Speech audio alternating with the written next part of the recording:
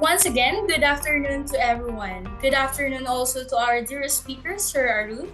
Sir, is it okay if we wait 5 more minutes for the other attendees who are not here yet?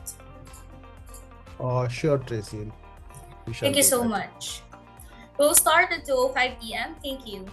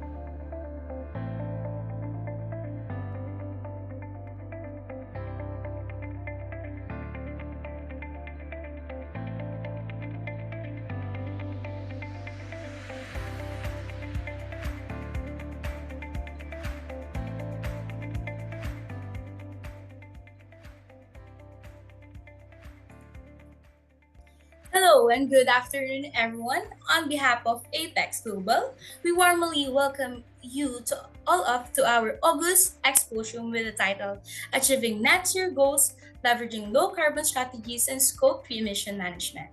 Join us for an insightful webinar exploring the critical role of low carbon strategies and scope 3 emission management in achieving sustainability goals. In this 1 hour session, we'll delve into the challenges and opportunities of managing scope 3 emission, practical strategies for reducing carbon footprints across your supply chain, and real world case studies showcasing successful implementation. Discover the innovative tools, best practices, and actionable insights that will help you navigate the path toward a net zero future. So don't miss out this opportunity to enhance your sustainability strategy and drive meaningful change within your organization.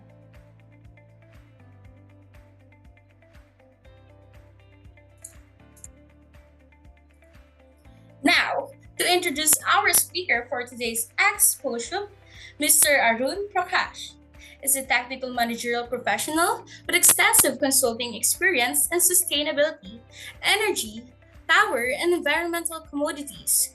With over half a decade of robust experience across multiple geographies, Aaron possesses a deep understanding of project management in these fields. He is actively involved in assignments related to corporate climate change strategy, including GHG footprinting, target setting, monitoring, and reporting.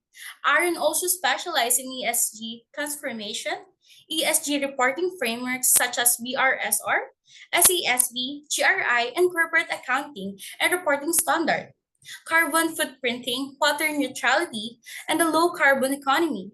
Additionally, he has a practical knowledge of ISO systems related to energy, environment, and social spheres, as well as standards and procedure like AA 1000 and UNGC. Without further ado, I will turn the floor over to our speaker, Mr. Arun Prakash. Let's give him a round of applause. Thanks a lot, Good Tracy. afternoon, sir. Uh, Good afternoon. so hi, welcome everyone for this 1 hour session on low carbon transition and aspects related to Scope 3 emissions. Just give me a moment, I'll share my slides.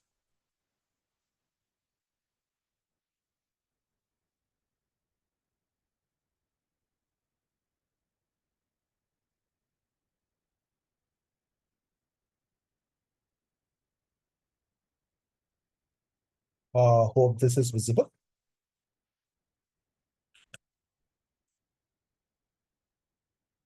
Wonderful, wonderful. Yes. Thanks everyone. Uh, Yeah.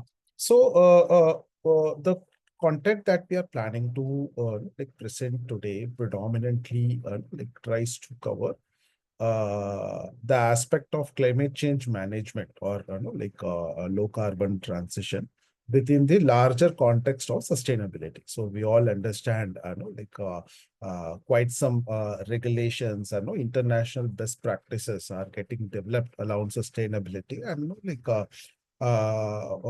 and since most of the companies, at least the large ones, since they are connected in global supply chains, it becomes imperative for you to consider the sustainability prerogatives, sustainability requirements, and see how you can manage your internal businesses to align with not only to compete within your geography, say in Philippines, but also on a global front. So, this is a broader context in which we are considering sustainability.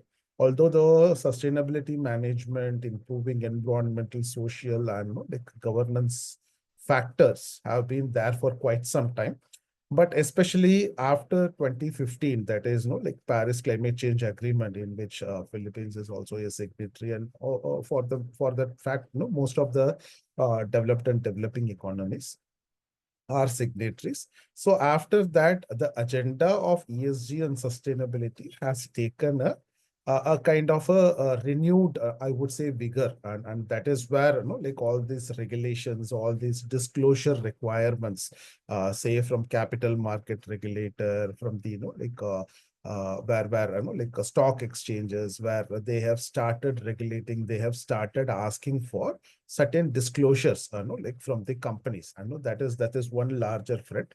And second aspect is that, how companies are going to compete, with their peers whenever these ESG related metrics and KPIs are, put as a requirement or put as a competing metric, so how can you level up? How can you improve the maturity? And what are the strategies that is needed to kind of broad base this, not just about meeting the regulation or meeting the compliance part, but also organically integrating this within your organization. So what are the steps? What are the programs, plans of actions that are needed to organically integrate this within your organization is the challenge, is the larger challenge. I think every country is facing that question right now, no? So starting from India, Singapore, Malaysia, Philippines, Japan, and even other part of global events or African companies, the imperative is increasing, and not to mention both Europe and Americas, where this has been there for quite some time now. So our focus on this session would be to give an exposure about what low carbon transition is, what should be, what is an appropriate climate change management strategy for any organization, how you can go about achieving that. We'll just quickly touch upon different topics, although we have a very limited time. So, we might not be able to spend, say, more than 45, 50 minutes in this.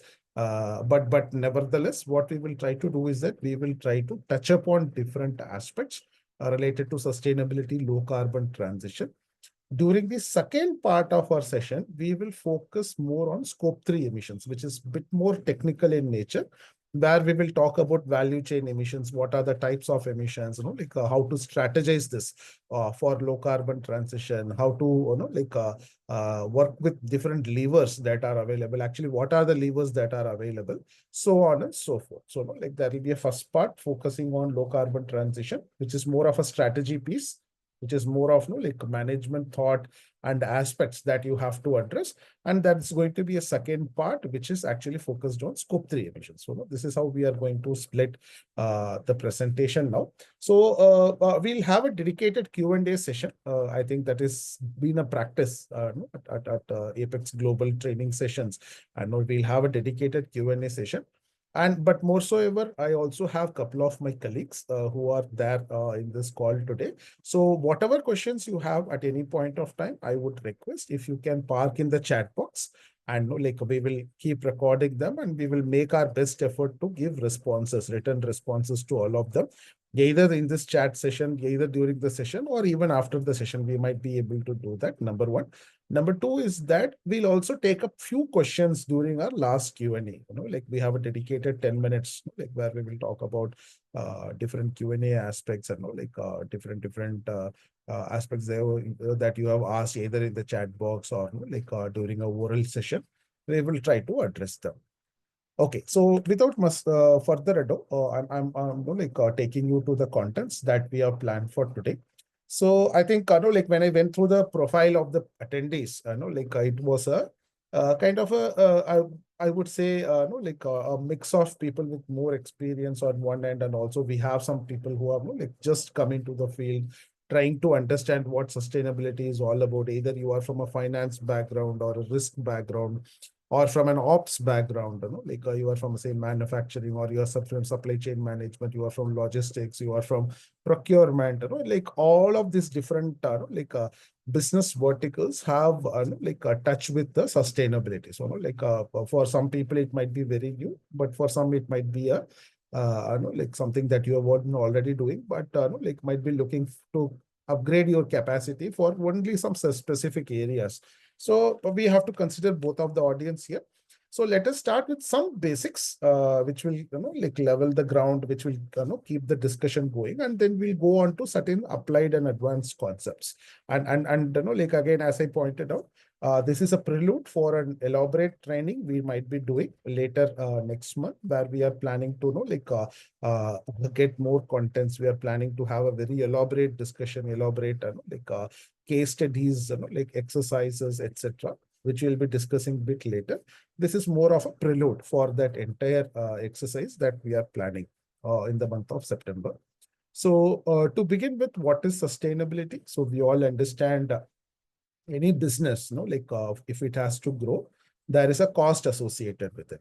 There is a human cost, there is a financial cost. And similar to that, there are also environmental, social, and governance costs associated with any business for that matter. So many companies do consider this whenever they are growing, and but largely the experience has been at least after the industrial revolution, say till 1950s, 70s, it was growing without any much consideration about these aspects. And what happened is that because of which we started facing multiple environmental and social pushbacks, which actually hampered the growth of the business.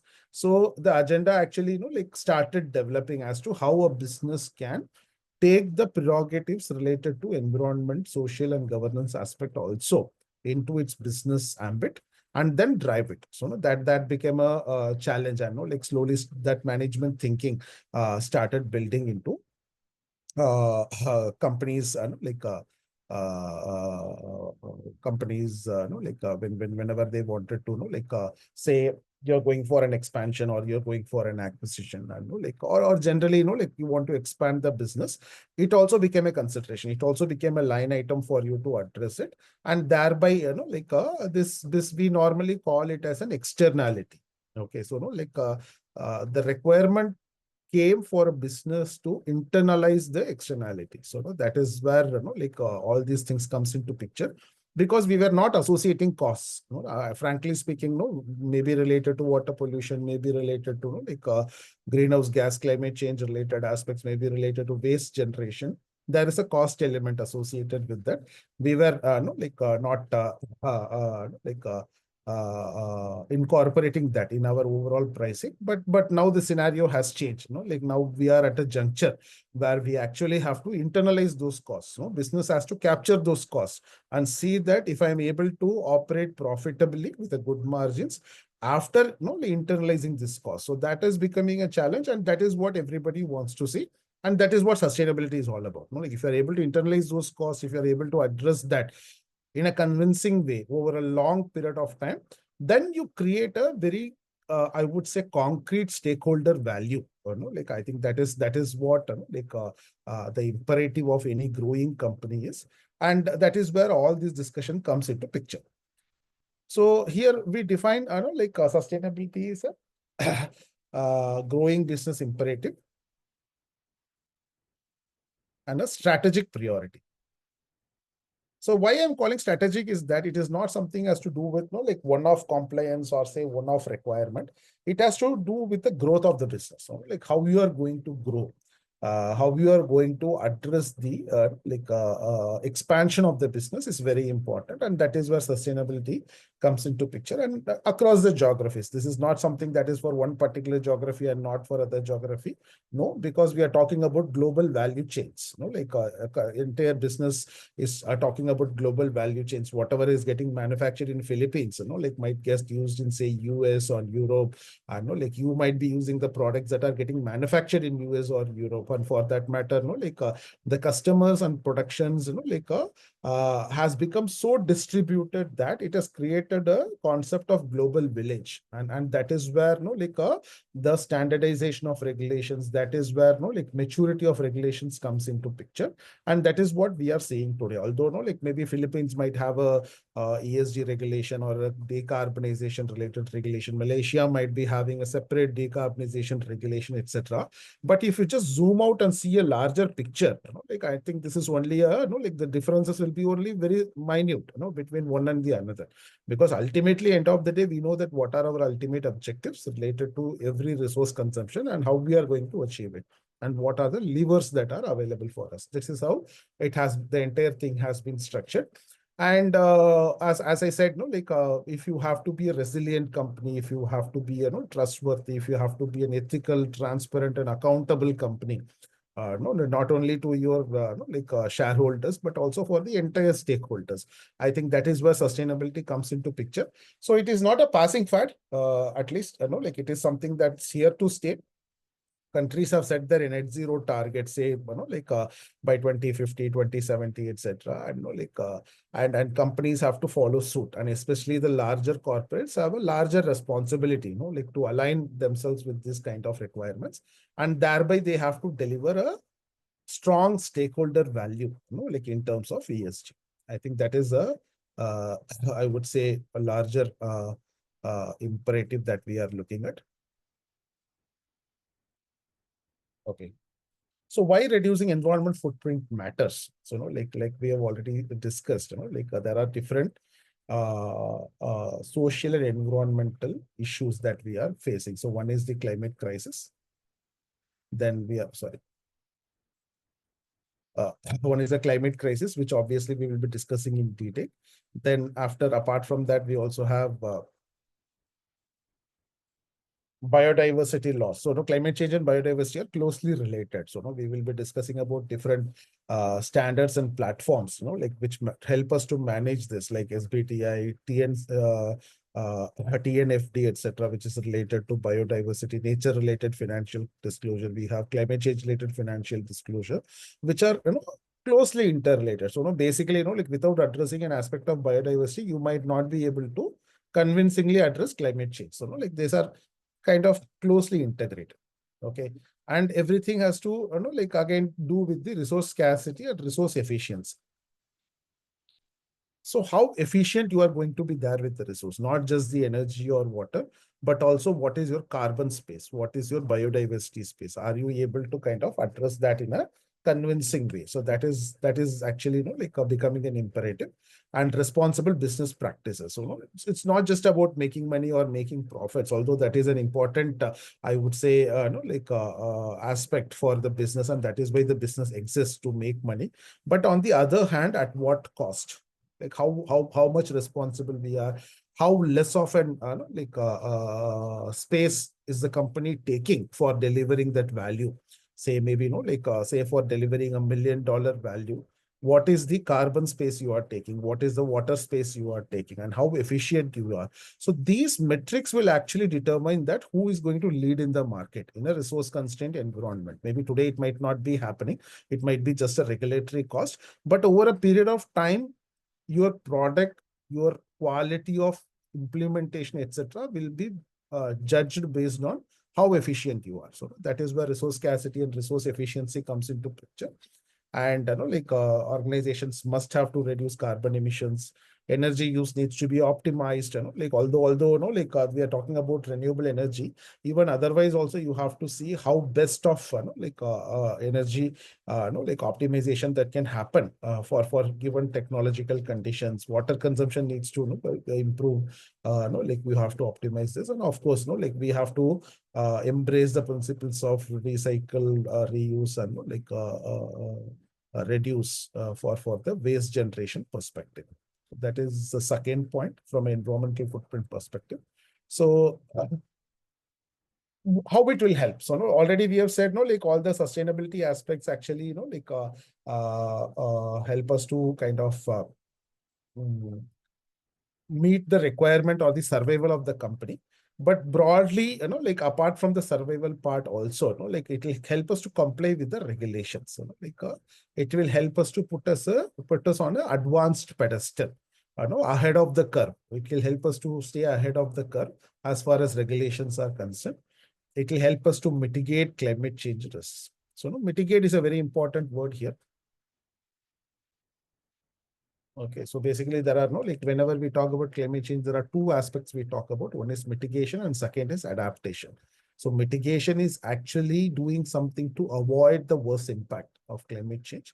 And adaptation is, say if the impact have occurred, like say there is a drought or there is excessive rainfall, there is a cloud burst because of climate change, how we are going to adapt as a community, as an organization. So that is an important aspect. So here we are talking about it helps to mitigate climate change related risks. Again, this is a very important topic. So although it is mentioned as a single line item here, it has larger ramification. Okay, so now we will be discussing this in detail in our training also. There is a larger concept called TCFD. This is Task Force on Climate Related Financial Disclosure. And again, these requirements are related with the Philippines SEC disclosure norms that are going to come up in 2026. So, they are planning to follow IFRS and TCFD as a guideline norms. So these all are very closely interrelated. So that is why it is unless or until you are able to organically understand, especially the practitioners, the sustainability folks, ESG folks, ESG teams of the respective companies. If you are able to organically understand this requirement, it will be very difficult for you to address this in a convincing way. Okay, so next one is unlocking cost saving and efficiency. This is again a very important point. Here, the idea here is, sustainability should not be done just for the purpose of regulation. Okay, so it's not something of a do good kind of a thing. There are strong cost benefits associated, when you think about sustainability. Definitely, it will help you to open new markets. It will help you to reduce the cost, etc. But at the longer run, it will also make your process much more efficient. Okay, so always be thinking of sustainability not just from the regulatory perspective or something from a kind of a good practice kind of a perspective, but also try to link sustainability with how you are avoiding a penny, how you are avoiding every dollar, how the additional dollar is getting generated for any kind of initiative. Then only you will be able to convince or sell this idea to your management or board of directors. Unless or until you're asking for any kind of investment, you're asking for any kind of strategic shift for decarbonization, you have to also associate that with higher efficiencies or at least cost savings that will help them to validate your idea as and when you are proposing for that. and obviously improve the brand reputation. This is very important because in today's scenario, PR is everything. How good you are able to portray the image of your company. Not only in the domestic market and also in the global market. And there are some strong signals available, which kind of relate your brand positioning with that of your ESG leadership or your climate change leadership. Generally the companies that focus more on climate change, that focus more on ESG, are actually considered to be very good corporate citizens. Not this is actually a kind of widely observed, I would say metric, irrespective of the geography. So that is also something we need to uh, be mindful of. Okay, so we have a very quick poll here. Okay, so as we embark on today's journey towards achieving net zero, okay, we'll just ask, allow to know like which sector or industry are you driving change in? So basically, which sector, you represent? If you can just quickly type out, so it will help also give me an idea, as to which are the sectors you come from, and I'll also be able to share those case studies, in a convincing way. So we have 52, 53 participants. So I quickly, I want at least some 20, 30 responses, please. No, before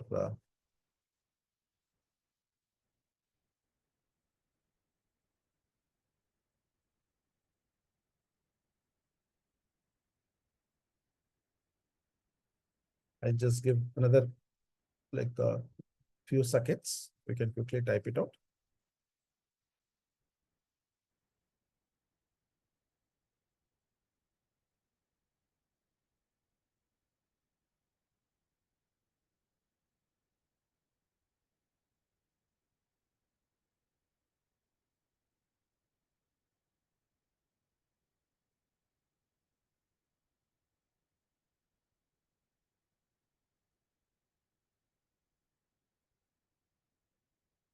We received 14 responses, maybe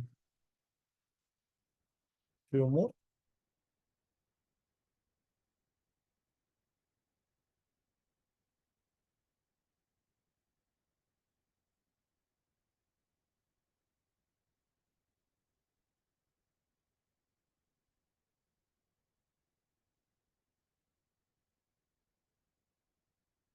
So we have people from power and water, we have from healthcare, poultry and food manufacturing. That's a pretty interesting.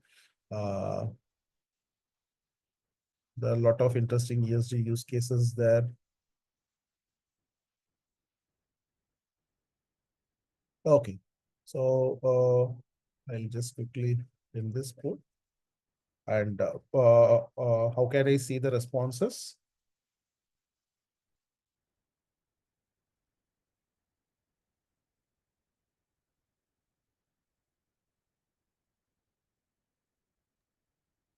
Hi, sir. We'll be sharing it on the Zoom chat box. Hold on. Thank Okay, you. yeah, you can just quickly put it in chat box.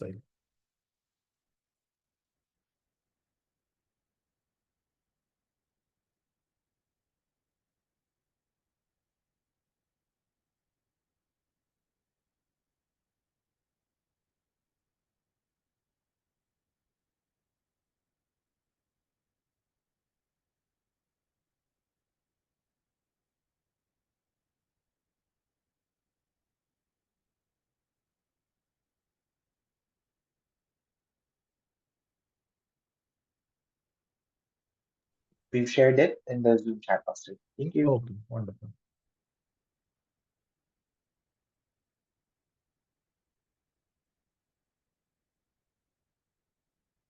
Great.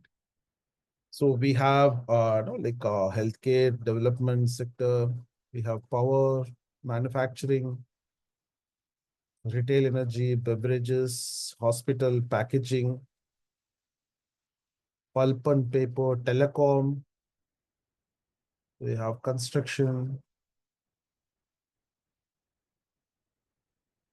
banking. Okay, it has a lot of its own, like again, there are a lot of sectoral ramifications. So like again, sustainability, when you just dive deep into every topic, you have a lot of sectoral ramifications. You have a lot of sectoral specific standards, like so when you talk about banking, there is something called like Net Zero Banking Alliance. There is something called like PCRA, which also deals about physical climate risk for the banking sector. So there are a lot of like industry specific I would say standards and like frameworks that are available. So now quickly coming into the like a decarbonization part or the low carbon transition part. So although we might be discussing what is scope 1 to 3 a bit detailed down the line, but for time being, you understand that entire emissions, CO2 emissions for any organizations are normally divided into scope 2 and 3, 1, 2, and 3. Okay, so scope 1 and 2 is normally scope 1 is direct emissions and scope 2 and 3 are indirect emissions. And scope 1 and 2 happen within your like project, your organizational boundary. And scope 3 is value chain. Value chain means your suppliers and your contractors, your value chain. So that is what we call as scope 3. So if you really look at it here, like from this perspective, we have for most of the sectors, like on the left hand side, if you look at it, the scope 1 and 2 are very limited. Like hardly it crosses, say, 20% on an average. So like, say, let us draw the line here, roughly. Maybe some sectors might be outliers, like non-energy minerals or transportation, etc., might be outliers. But most of the emissions, like happens in the value chain. So this is where the entire economy lies. Okay, so let us take like one step back and like understand this from a context. So for the Philippines, like around there are, say, like at least from my limited understanding of the market, say SEC is asking to like publish the sustainability report of, say, like roughly around 300 companies that are there. Okay. Now what can happen is that like you also have a requirement to talk about your scope 3 emissions. Again, there are different requirements. Like for some companies, it is from 2026 onwards. For some, it is 27 onwards. For some, it is 28 onwards. Okay, so there is we normally call it as a glide path. So like all the companies cannot take up the challenge at a single go. So depending upon the size of the companies, you provide a kind of a staggered, or you kind of provide a kind of a flexible target for them to reach. But for the larger companies, it's more of a steep target. Okay, so this 300 companies, their scope 3 emissions might like go ahead and cover, at least to my understanding, at least around 60% of the economy. Okay, so just by creating one ESG reporting imperative, like this entire scope 3, whatever scope 3 we are discussing, this entire larger box is a scope 3 box on an average, which covers from 20 to 80%, contributes to 60% of the economy. Okay, in other words, it is a high time for you to start accounting for your carbon. Okay, number one. And number two is also to put in place some kind of action plan to reduce it. Okay, because one or other way, it is going to become a compliance for you. So it is no more a good practice. It is no more a like nice to have kind of a metric. It is no more like corporate social responsibility, but it is going to become a compliance. So when something goes from a corporate social responsibility to compliance, the entire metric changes. Okay, because like it becomes a kind of like a licensing, or it kind of becomes like a basic requirement for your business to, like, it is more like a license to operate kind of a requirement. It becomes a compliance. So right now it is based on either disclose or explain basis. So either you have to disclose or you have to explain why you have not disclosed. But over the period of time, it will become a compulsion. So it is not just about explaining. Then there will be a penalties associated. There will be some punitive measures associated if you are not going to disclose. So it is there. It has already started. Now quickly we have to see how we are going to adapt for it, how we are going to manage it, and what are the systems and structures that we are going to put in place within the organization to manage this entire bit. And that is how, that is where the entire interesting things lie, because reducing emission, completely changing the mode of production, etc., is going to be really challenging. And you have to go for renewable adoption, you have to go for resource conservation, you have to go for supply chain sustainability aspirations. So there are a lot of aspects there, which slowly we will be discussing one by one in much detail. But broadly, you need to have a concrete strategy, as to how you are going to manage it. So strategy is a larger challenge, and that is where our training courses comes into picture, because we'll be addressing exactly that. So when we talk about low carbon transition, we'll exactly be able to tell you how to put together a strategy, what can be an appropriate benchmark for different kind of companies, and how you can go about achieving that over a period of time. So these are the emissions by sector for the Philippine economy. So normally, emissions that is coming from electricity and utilities will be higher. So this is for any country. Even for a country like India, the 70 to 80% of the emission which comes from electricity and utilities. So this is this pie, which is a larger pie. Then you have manufacturing. Industries, manufacturing, like you have iron and steel, you have cement, you have chemicals, you have food processing, etc.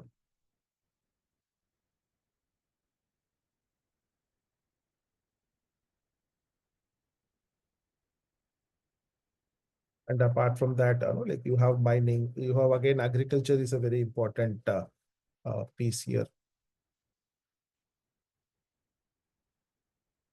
Agriculture. Then you have transportation, you have real estate. So that is how the entire economy plays out. So the idea here is that how you will be able to kind of address what is pertaining to you, what is relevant to you, and what is the what are the levers, or what are the aspects that you have to start looking at to address this in a comprehensive way. So that is where the challenge lies. Just a moment, I think I have just stop share and reshare. I have something on my slides. Just a moment.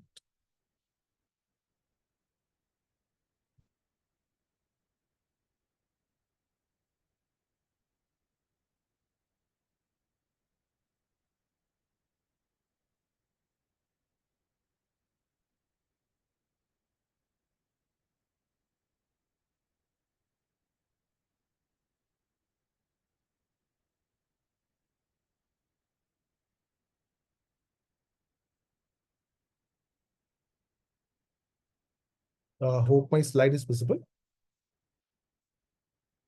Yes, sir. Okay, wonderful. Thanks. Thanks a lot. So we are talking about certain case studies now. So so there is a larger strategy piece that we have to address from a transition, or sorry, decarbonization perspective, where we are today, which is called baseline, and what we are aspiring to do, say net zero, or any such pathway, or any such ultimate target where we want to achieve.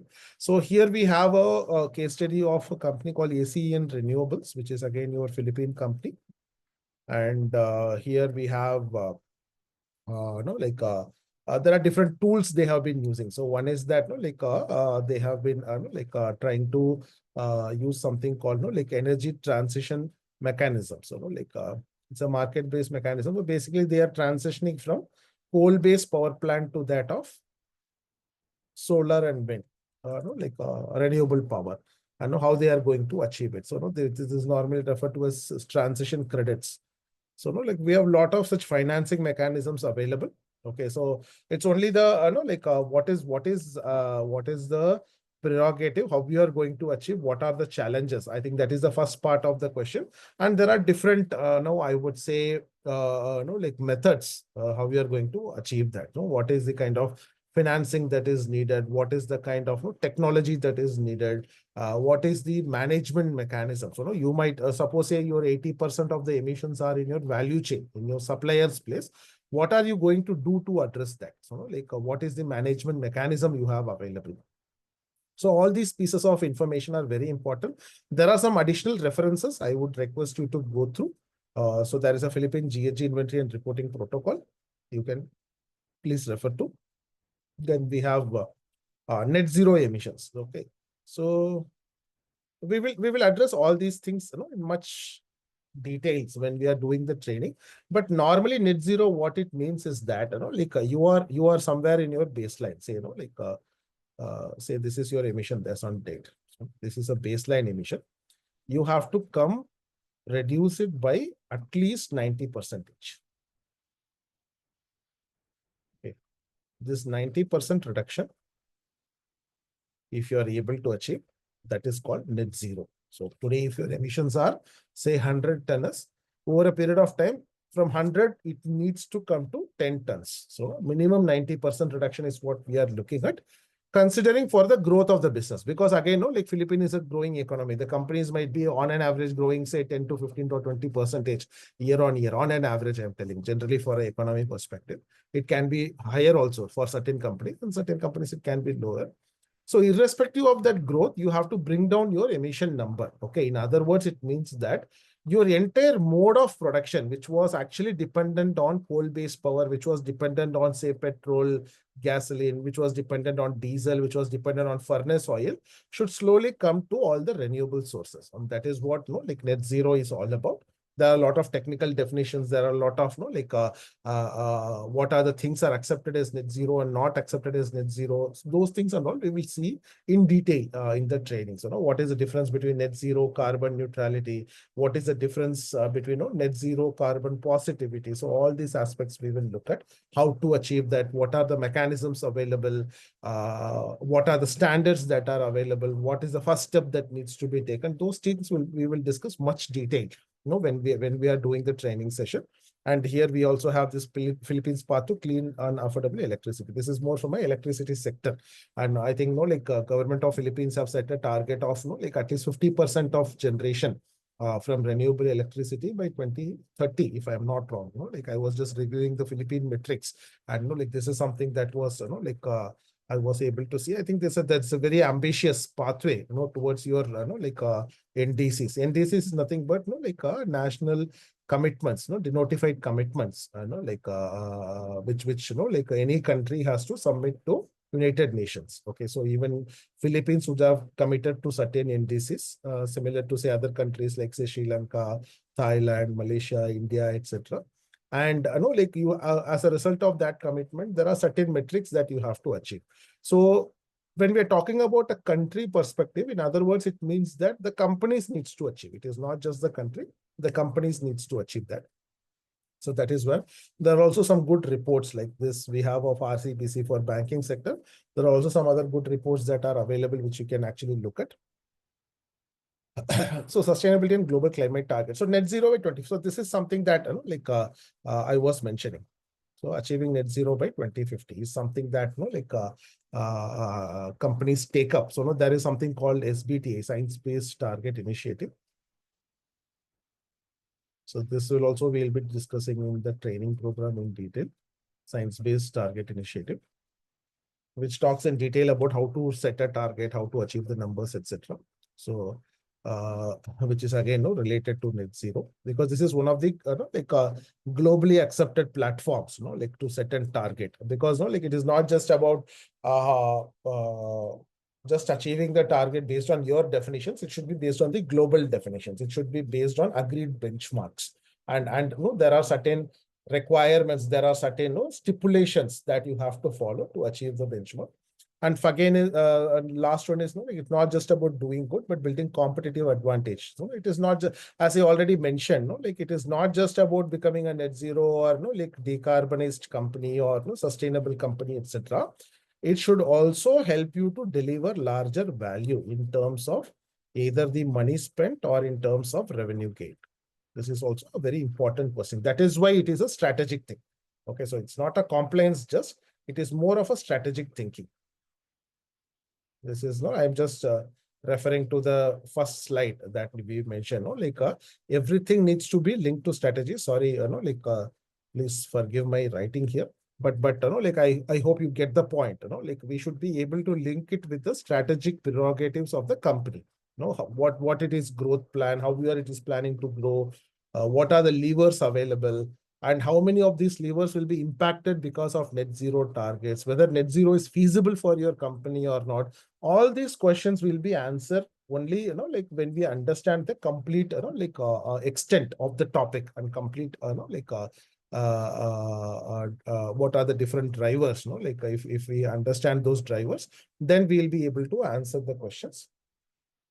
So these are some very commonly known points. I might not spend much time here. I'll quickly tell you what are the points. So goals of the low carbon economy is obviously reducing GHG emissions.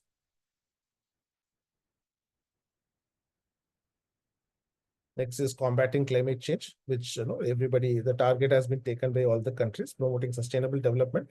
So we have to achieve the SDGs, Sustainable Development Goals, by 2030. Which is also the commitment taken by different countries. Improving public health and environment. So it is not just about like improving GHG emission, but also the quality of living. Okay, because like the pollution is actually closely related to GHG emissions. Although it's not exactly the same number, but like many of the gases which are larger pollutants, like like SOx, like SO2, NO2, etc., nitric dioxide, nitrogen dioxide, then like you have carbon monoxide, etc. These are precursor gases to GHG. So there are a set of gases called greenhouse gases which directly contribute to climate change, but there are certain set of precursor gases, like which means that if those gases are there in the atmosphere, it will lead to the formation of the GHGs. Okay, so the pollution and GHG are, although they are not same topic, they are slightly connected. I know, like we have to be mindful of that. And then enhance energy security. So basically, we require energy for the growth. I know, like for the growing economy, we should be able to supply sufficient energy, without worrying about, like climate change. So that is where all the clean energy options comes into picture.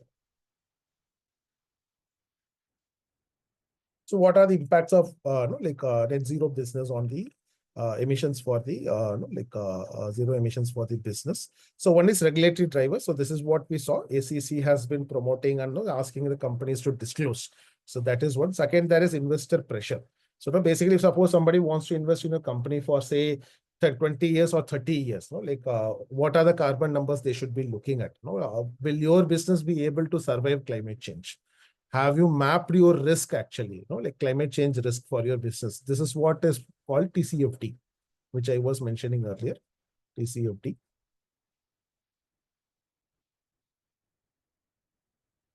Then there is what is the market opportunity. So, what are the new opportunities coming in terms of better products? There is an aspect called LCA, life cycle analysis, where we talk about the carbon intensity of a product. Okay, suppose say you are manufacturing a camshaft.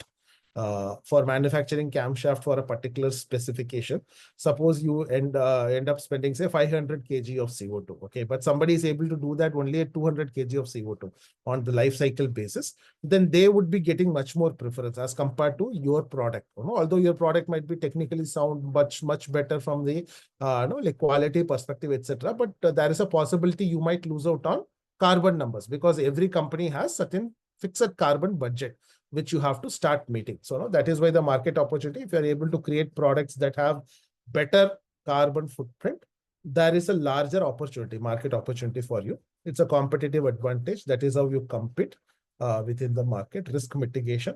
Again, these 2 points are related. If you're able to identify and mitigate the risk, the investor perception will improve. Then license to operate. Of course, this has to do with the compliance part. So, like unless or until you take care of the basic compliance, you will not be able to operate in the business. Because right now, the ESG disclosure in Philippines is more of like comply or explain kind of a thing. But over the period of time, it will be punitive. It will be comply or pay the penalty, kind of a scenario. So there are a lot of challenges in adapting low carbon strategies and limited access to affordable low carbon technology. So access is a major challenge. Local suppliers, we have to engage them, build capacity, etc. Frequent policy changes we have to account for. Data gaps in scope 3, which is what we will be discussing right now quickly. And balancing upfront costs with long-term impact. So that is again a major like challenge. And opportunities in low carbon reduction. So as I said already, it is not just about the reduction of emission.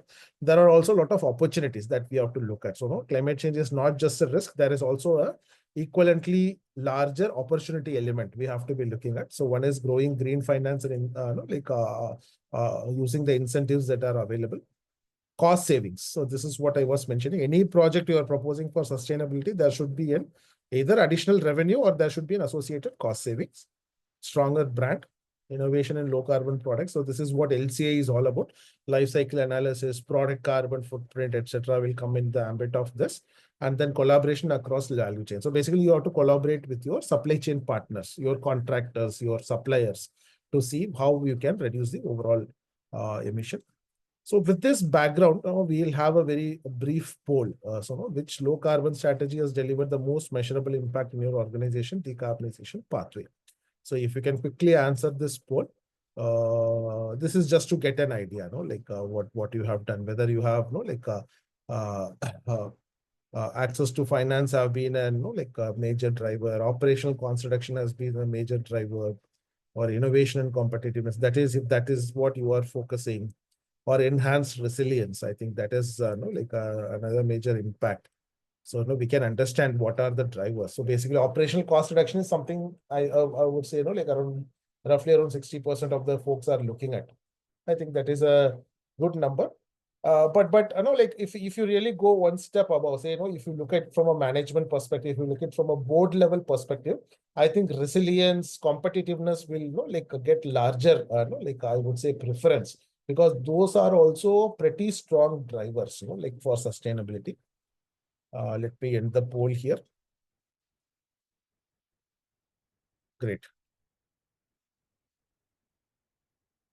So now coming to GHG emissions. So as I already said, whatever we discussed till now is more of a first part of, I would say, uh, our session, or the training program that we are taking is a low carbon transition. The second one, what we want to focus on is more of a technical bit, which is GHG emission and especially scope 3 emission management. Okay. So for that, we have to understand what is GHG emissions. We will go in much detail during our training program. But for the availability of want of time, let me briefly address that. So scope 1 is something, as I said, direct emissions, what you are burning in your facility, say your vehicles, burning of coal or furnace oil, whatever happens within your operational boundary is called scope 1. Scope 2 is you are getting electricity from the country's grid and using that, your grid connection. All these are covered under scope 2. And any emission which is not covered apart from the scope 1 and scope 2 is called scope 3. In other words, what are the emissions that are coming from your suppliers is called scope 3 emissions. So managing scope 3 emissions is very important, because unless or until you do that, as I said, if you recollect, roughly 80% of the emissions are lying in scope 3. Okay. So your scope 1 and 2 contribute to only around, say, 10 to 20%. So we have to really use all the drivers available to manage scope 3. Okay, first and foremost is identify and prioritize emission. So we have to first of all do calculation. We have to understand where the number lies. Then start engaging the suppliers, because you cannot directly go about reducing the emission. Your supplier have to reduce. So basically what you have to create is that you have to create a good sufficient incentives for people to actually adopt low carbon transition. They have to adopt they have to come with low carbon products which has a lower carbon footprint, and thereby you can drive this. So product innovation, product responsibility is something very important. And a stricter regulatory measure. So how SEC has come, there might also be certain requirements from your customers to be bit more I would say reduce your carbon footprint. So these things will play a larger role in reducing the overall emissions. So how we can do that? Okay, so scope 1 and scope 2, that is something that you have to reduce in your boundary. But as far as scope 3 is concerned, your suppliers have to reduce. So how you can do is that go about setting net zero targets. So this is something that I was mentioning. I'm not going into detail here because we have already discussed this. You have to set a net zero target aligned with SBTA. Not only you, your supplier also have to do that. Then only it will make sense for you. So as on date, around 7 parties from Philippines have set a net zero target, but this number will increasing. So as and when the SEC regulation comes into picture in 2026, I think more and more companies will come forward to set an SBTA target and show how they are able to achieve that. Okay. And what are the strategic values in scope 3 management? Okay, so this is something that we have already discussed. I might not go in detail here. So we have a quick poll here. I would request not to take more than 1 minute. What is your organization's biggest challenge in managing scope 3 emissions as a part of net zero strategy? So if you can quickly uh, share what you feel, whether it's a lack of visibility or different difficulty engaging in suppliers. So what we will be doing is that during our training session, we will be giving solutions to all these things. So how to maintain a proper data quality, how to create a proper structured supply chain sustainability program, like how to create a proper visibility. All these things we will be clarifying during our training programs in a much detailed way. So wonderful. Again, no, lack of visibility is something that like most of the people feel is the major issue. Wonderful.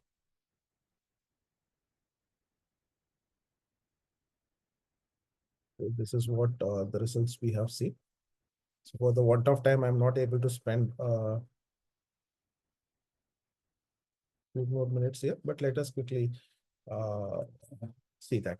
So there are certain very important points here. So one is that, like as I already said, we have to link our decarbonization program with that of our overall strategy. Like what is the business values, what is the business, like aspirations.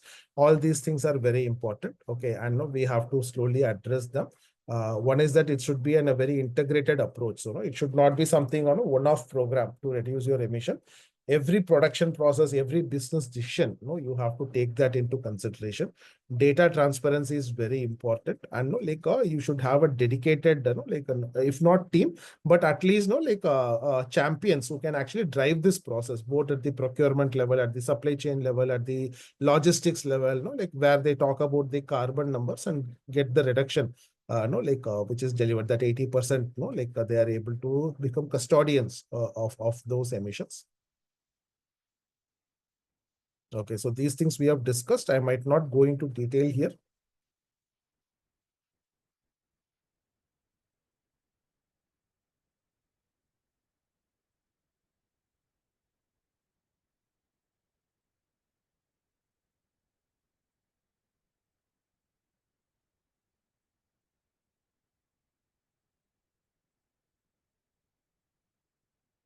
Okay, this is very important. Okay, basically to implement the scope 3 program. So first is life cycle assessment. So basically your supplier need to know what is the footprint of the product. Like then only you'll be able to do a scope 3 measurement. Carbon pricing mechanism. So as I said, we have to set budget, like for any organization to manage its carbon numbers, and uh, also see that, like how within, like you are able to grow within a budget, like although you have to grow, say, by 15% to 20%, etc., but your carbon number should come down by 5%. So, there is a change. How you are going to manage that? That is the challenge. Sustainability assessment platforms. So CDP and EcoVadis are some public platforms that are available. They are paid, but like they are neutral platforms which you can actually use to drive these changes. You can also have your own custom built platform, but these are mostly available in public, so you can as well use those programs. There are a lot of emission tracking softwares that are available. You can use that, and of course, you have to take a help of all the local reporting frameworks. And these are certain case studies I have shared. These slides will be shared with all the participants. So I would request all of you to go through what are the best practices that we are talking about. So I'll quickly take your attention to this training that we are planning. So now, like first one is low carbon transition. This will be more from a overall understanding and strategy. Okay, so now, like overall understanding of climate change plus strategy. That will be the focus of this training. And this will be 2 days in person in Manila, and we'll have lot of case studies. We'll have lot of like discussions around for different sectors. Like today we saw that there are different sectors. Every sector has its own nuances. So we'll take sectoral case studies and we'll discuss in much detail for this particular 2 days training. It will be more of a strategy. We'll help you put together a proper strategy. We'll make you understand what are the good policies that could be implemented, what are the practical considerations, where you will get hiccups, what are the challenges might be, and how to convince your management, how to convince your stakeholders to implement this, what are the tools that are available specifically to go about implementing this. All these things will be discussed threadbare in this 2-day training workshop.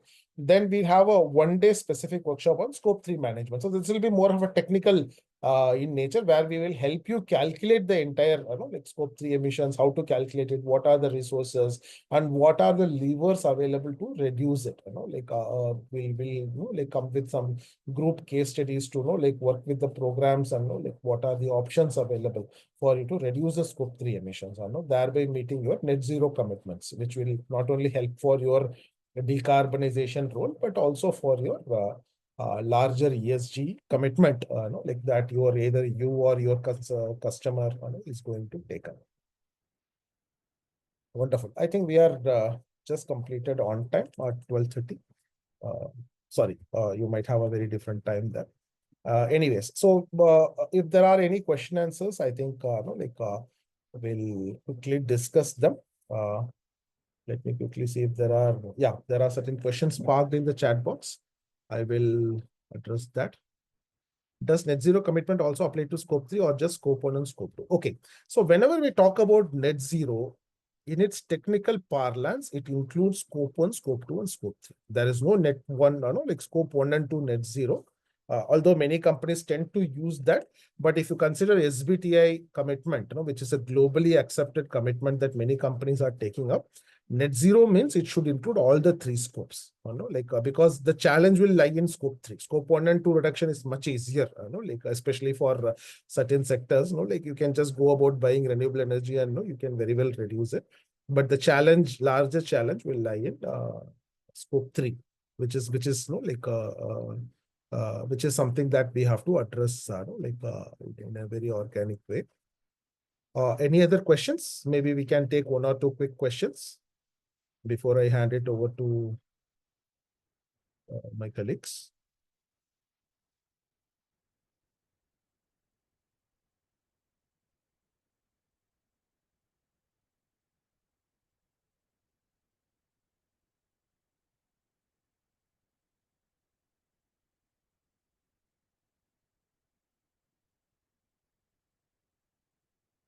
Fine, wonderful. If there are no more questions, I would hand it over to Josh and Tracy to take this forward.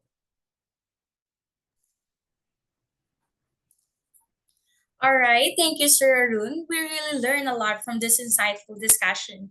Thank you, everyone, for your participation and for attending our Xposium for today, only here at Apex Global. If you want to know about our future training programs, you may email us at training@apexgloballearning.com. Have a wonderful day. Thank you. Thanks, everyone.